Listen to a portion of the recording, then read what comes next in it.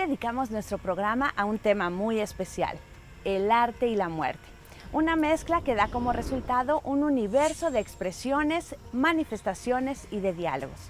En nuestro programa tendremos las biografías de personajes que han participado con sus expresiones artísticas en esta fusión.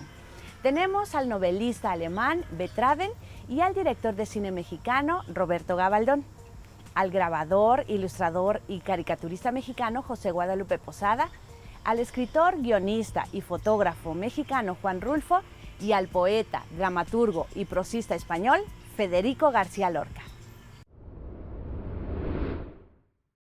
Una de las obras notables del cine mexicano es precisamente Macario, que fue la primera película mexicana que estuvo nominada al Oscar. Fue dirigida por Roberto Gabaldón y ahí confluyen dos artistas, dos creadores irrepetibles por muchas razones, pero que además llegaron a tener una colaboración, dicho muy entre comillas, ya que no se sentaban juntos, y vamos a explicar las razones. Estos personajes fueron Bruno Beethoven y el propio cineasta mexicano Roberto Gabaldón, conocido por tener una gran técnica y por ser muy estricto y un director clásico, un director que era capaz de asimilar y de expresar la técnica cinematográfica con gran capacidad, de tener una gran dirección de actores. Empezó dirigiendo una película muy importante en 1944, que fue La Barraca, que fue una primera gran producción mexicana que además se supone que estaba filmada en España, una producción muy compleja de hacer y que él muy joven pudo desarrollar. Él había sido asistente de dirección, llegó de Chihuahua, donde había nacido en Ciudad Jiménez en el año de 1909, y después se instala en la Ciudad de México y se desarrolla en la industria del cine mexicano. Roberto Gabaldón fue conocido como el Ogro, pero en realidad la gente cercana a él, especialmente el elenco con quien trabajaba muy de cerca, los propios técnicos, los fotógrafos, dicen que era en realidad muy cálido, pero sí muy estricto en la forma de dirigir. Él adaptó 3 piezas, 3 novelas de un literato muy importante que fue Bruno Beethoven, que es uno de los casos más insólitos de la literatura a nivel mundial, porque Traven no era, ni siquiera Traven no era su apellido como tal.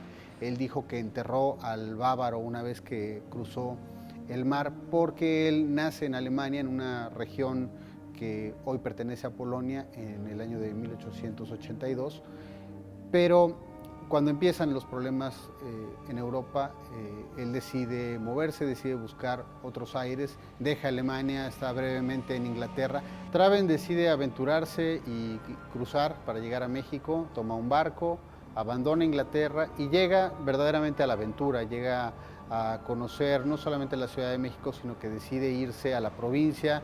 Esencialmente, él llega a Tamaulipas, va a la Ciudad de México, pero se va hacia Chiapas, que es el lugar que lo enamora, y aunque visita frecuentemente la Ciudad de México, donde hace muchos grandes amigos, gente de la cúpula intelectual, creativa del país, como Diego Rivera, como Frida Kahlo, como Tina Modotti, como los hermanos López Mateos, Adolfo y su hermana Esperanza, que de hecho sería su primera editora en México, y desde luego Gabriel Figueroa, que sería además quien hizo la fotografía de Macario, que ganó el premio como la mejor fotografía en el Festival Internacional de Cannes. Pues la verdad, al mirarte pensé que ya no me quedaba tiempo ni de probar un bocado. Cuando tú te apareces ya no das tiempo de nada. Y entonces calculé que si te daba la mitad y comíamos parejo, mientras tú comieras, comería yo también.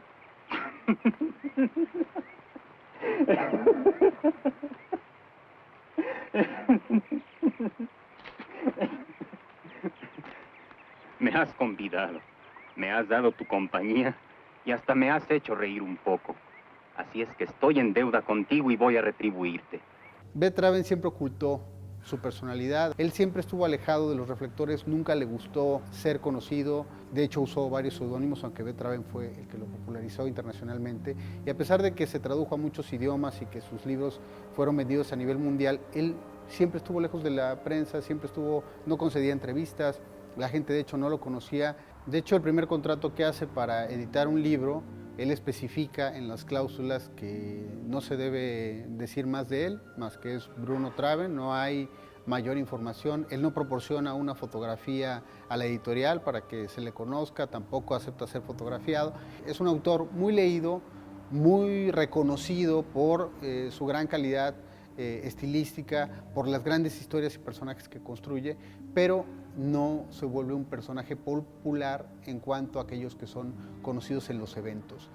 Traven y Gabaldón quedan unidos a través de la adaptación cinematográfica y lo que hace Roberto Gabaldón para el cine mexicano, pero la obra fundamental es Macario, porque Macario, primero, es una enorme historia, es una bellísima historia, con un gran personaje que hace López Tarso y que marcaría su carrera, pero que además trata sobre toda una serie de inclinaciones, de supersticiones, de gustos, de aficiones del pueblo mexicano que tiene que ver con los muertos, con la cultura de la muerte. Y esta película está lograda de una manera verdaderamente espectacular, más allá de la nominación al Oscar, y es la que los une a los dos. Curiosamente, cuando se filma El Tesoro de la Sierra Madre, en México, John Huston recibe una carta de alguien que le pide una información y que resulta ser Betraven, le estaba filmando, pero no lo conoció. Se dice que Gabaldón sí llegó a tener contacto con él. Muere, de hecho, Traven en la Ciudad de México. Él se casó con la que fue su última editora y muere en el año de 1969. Por su parte, Gabaldón recibió todos los reconocimientos, tuvo una trayectoria muy importante y fallece en 1986, precisamente el año en que se le había otorgado la gran presea, la gran distinción como cineasta, que fue la medalla Salvador Toscano en la Cineteca Nacional. Dos grandes creadores, uno un punto luminoso del cine mexicano, el otro un punto luminoso de la literatura internacional, pero que decidió, a diferencia de Gabaldón, que ponía a todos frente a la cámara, él decidió estar siempre alejado de ella. Bruno Traven murió en 1969 a los 87 años, mientras que Roberto Gabaldón falleció en 1986 a los 77 años de edad. La creación del universo en la mitología mexica se realizó de manera horizontal y vertical, organizada por Tezcatlipoca y Quetzalcóatl, dos de los 4 hijos de los dioses primordiales. Para los mexicas, el universo vertical existía en 3 partes: el supramundo, el mundo y el inframundo. El inframundo se integraba de 9 regiones que formaban la travesía que debían pasar los muertos durante 4 años. Si lo lograban, podían liberar su alma o tonalli, mereciendo entonces el descanso anhelado entre la presencia de Mictlantecutli y Mictecacihuatl, el señor y la señora de la muerte, los regidores del inframundo. Para lograrlo, podían ser ayudados por un perro, que era incinerado junto al cadáver de su amo. Esto dependía de que hubieran tratado bien al animal durante su vida.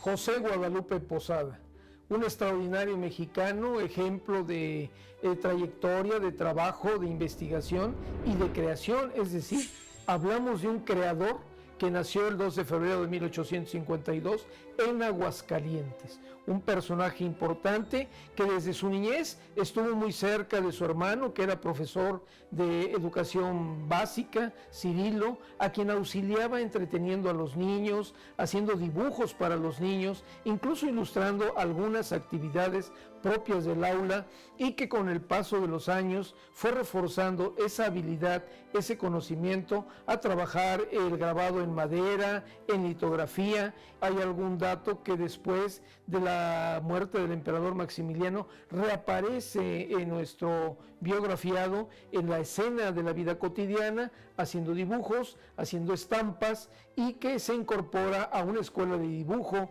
de aquel entonces que dirigían en la ciudad de León.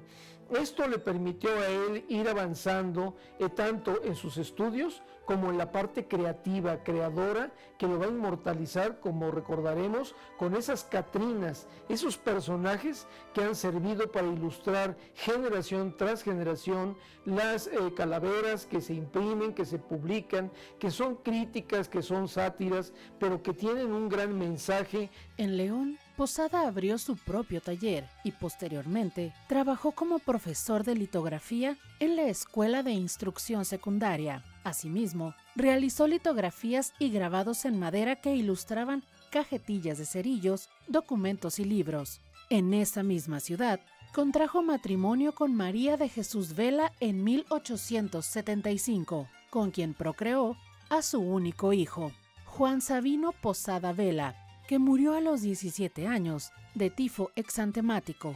la llamada enfermedad de los pobres. Trabajó para nada menos que Vanegas Arroyo, que era un ilustrador, era un editor que tenía pequeños cuadernillos en los que se comunicaban recetas de cocina, leyendas, tradiciones en la Ciudad de México y que hoy día son un patrimonio bibliográfico del grabado en el país. Ya para 1895 sabemos que José Guadalupe Posada introduce una técnica que es la técnica del grabado en zinc, es decir, evoluciona los grabados de la piedra y los pasa al zinc, lo que permite una modernización en el trabajo. Lamentablemente, pasados los años, vive una situación siempre adversa y fallece en la Ciudad de México el 20 de enero de 1913 en una situación de pobreza, pero con una riqueza extraordinaria que nos legó. Hay que recordar que José Guadalupe Posada es el autor de la Catrina, este emblema que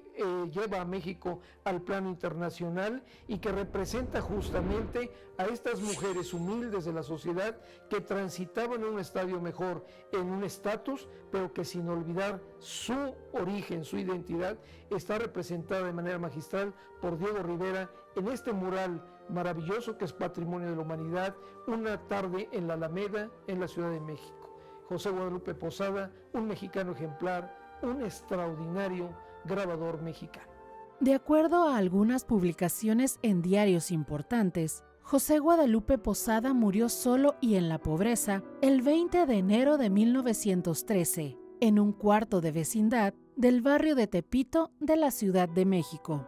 Además, aseguran que sus restos fueron echados a la fosa común, aunque algunas instituciones culturales han pedido que estos sean rescatados para ser trasladados a la Rotonda de las Personas Ilustres del Panteón Dolores. Murió a la edad de 60 años.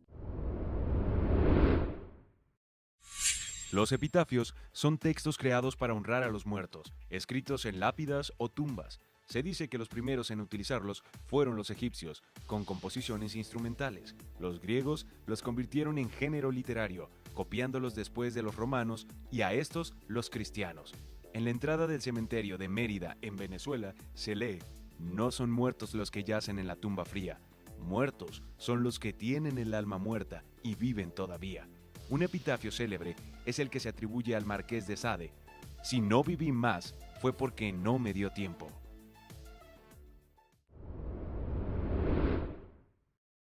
Escribió la diseñadora gráfica Victoria García Joly en El arte de la muerte. Desde hace siglos, la muerte y el arte se han vinculado al servir como un último homenaje que expresa amor, desesperación, admiración, entrega y fidelidad, entre otras cosas. El resultado es un universo de manifestaciones que bien podrían denominar el arte de la muerte, como enterramientos, mausoleos, máscaras mortuorias, esculturas, odas, elegías, requiems, oratorios y marchas fúnebres. Asimismo, la pintura ha proyectado a detalle el papel de la muerte en la cosmovisión de la humanidad. Continuamos.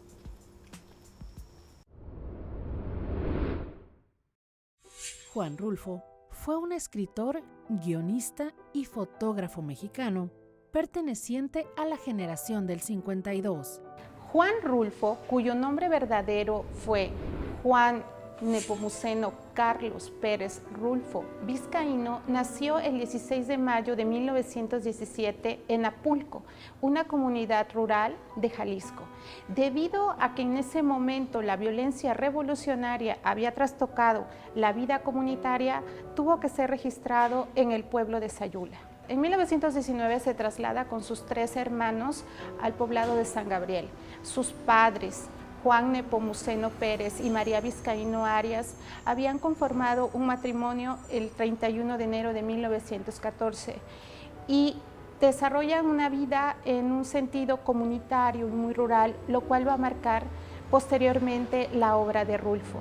Desafortunadamente, su padre muere en una emboscada por los pleitos, por la invasión de sus tierras por parte de otro propietario. Debido a esta condición de orfandad en la que quedan él y sus 3 hermanos, tienen que trasladarse a un internado en la ciudad de Guadalajara.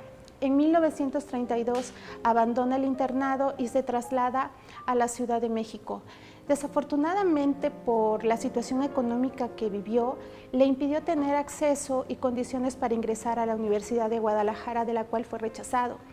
Por tanto, cuando está en la Ciudad de México, asiste como oyente a las clases de Historia del Arte en la Universidad Nacional Autónoma de México, y aquí muestra un gusto y un primer acercamiento hacia las culturas prehispánicas. Su faceta de escritor se va a desarrollar en este momento. En 1938, la revista América y la revista Pan le publican fragmentos de sus primeros cuentos, y en 1940 entra como agente de ventas a una empresa llantera y empieza a viajar por todo el país documentando un registro fotográfico muy importante que revela sin duda el México posrevolucionario, el México que a él empezó a interesar, y sobre todo el profundo sentimiento que le provocaba las clases populares. En 1952 tiene un primer periodo como becario en el Centro Mexicano de Escritores. Entre 1952 y 1954 está ahí como becario. Y en 1953, cuando termina su primer periodo, publica El Llano en Llamas bajo el sello del Fondo de Cultura Económica. Para 1954 entrega una copia de una obra que en ese momento se llamó Murmullos, pero que después cambiaría el nombre a Pedro Páramo. En Juan Rulfo encontramos una relación muy profunda con la soledad, con el sentido de la muerte, y que recrea perfectamente bien en El Llano en Llamas, al combinar en un mismo universo la convivencia de personajes vivos y muertos. Su amplio misticismo y la complejidad de la obra permite entender el universo que Rulfo crea como una catarsis de lo que él veía eran las secuelas de la revolución. De ahí que es importante entender su obra en ese contexto, porque también es registro y memoria de los saldos de la revolución en un pueblo que es maldito. Comala está maldito, y es también la historia de un hijo que regresa a buscar a su padre muerto. En 1948, un mes antes de cumplir los 31 años, Rulfo se casó con Clara Angelina Aparicio Reyes, con quien tuvo 4 hijos: Claudia Berenice, Juan Francisco, Juan Pablo, Juan Carlos. En 1956, Juan Rulfo recibe el Premio Javier Villaurrutia. En 1970, el Premio Nacional de Literatura Mexicana, y en 1983, el Premio Príncipe de Asturias. Muere el 7 de enero de 1986 y es considerado una de las figuras claves de la literatura mexicana. Juan Rulfo, un hombre admirado y reconocido por escritores universales, de personalidad tímida, callado, a quien no le gustaba dar entrevistas, murió a la edad de 68 años. La muerte forma parte de la mente colectiva desde que el ser humano existe. Desde las primeras civilizaciones hasta la actualidad, esta idea ha obsesionado a hombres y mujeres. Esto dio lugar a la creación de auténticas obras de arte como culto a la muerte. Todas las culturas, creencias y religiones abordan el tema de la muerte de muy diversas maneras, pero la manera de entenderla es dogma fundamental. La búsqueda de respuestas y el interés por plasmar las ideas sobre qué es esto de la muerte ha dado lugar al nacimiento de grandes obras. La ciencia siempre ha intentado encontrar la respuesta a esta incógnita, pero también la filosofía, la literatura, incluso la música y las artes plásticas tratan de hacer aportaciones.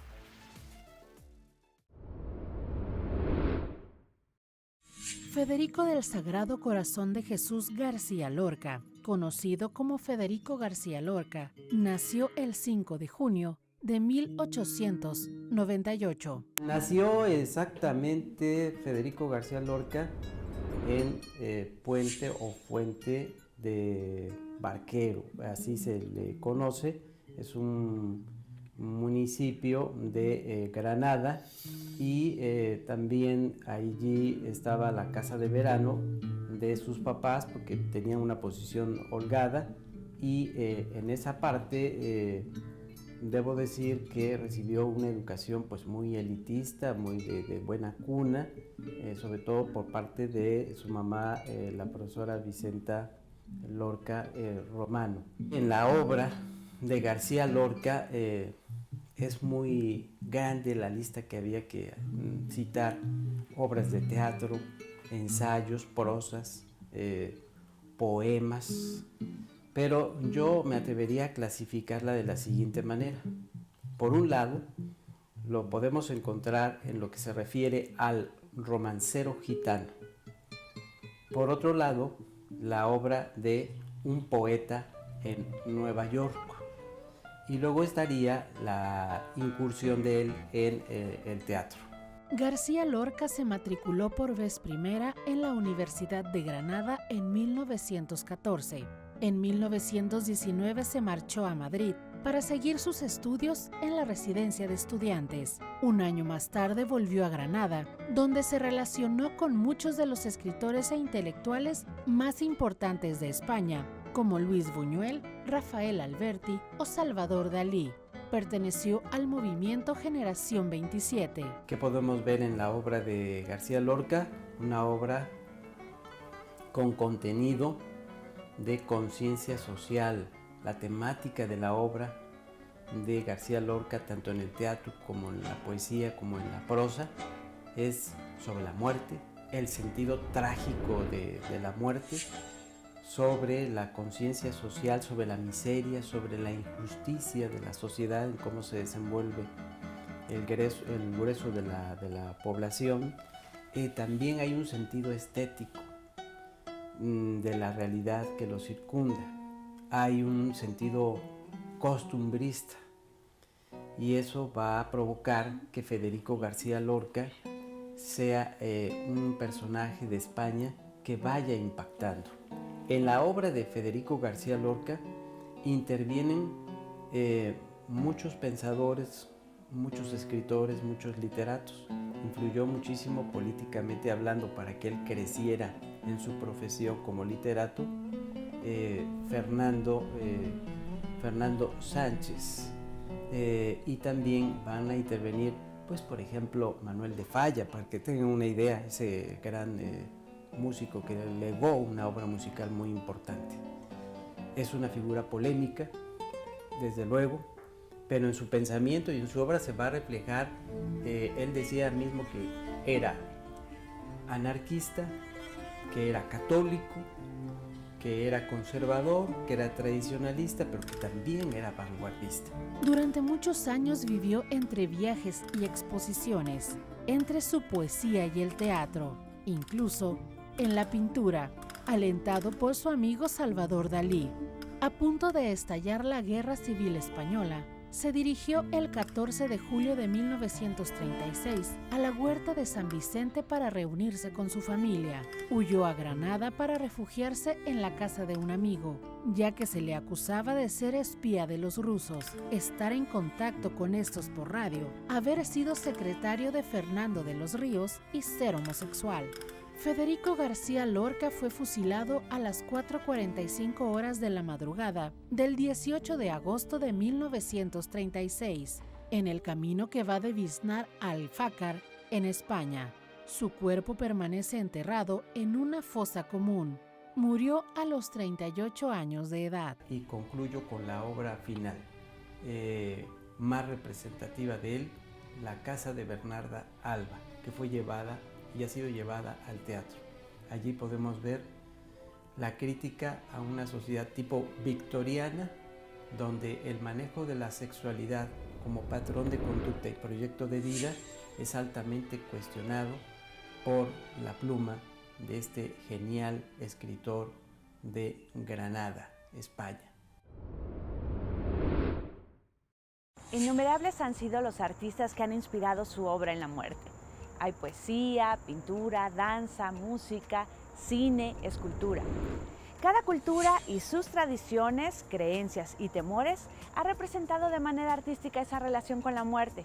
Y México tiene expresiones que han maravillado al mundo con sus manifestaciones artísticas. Es así como llegamos al final de nuestro programa. Recuerden que la cultura se ve a través de la señal de Radio Televisión de Veracruz. Yo soy Ale Ramírez y esto fue Ilustres.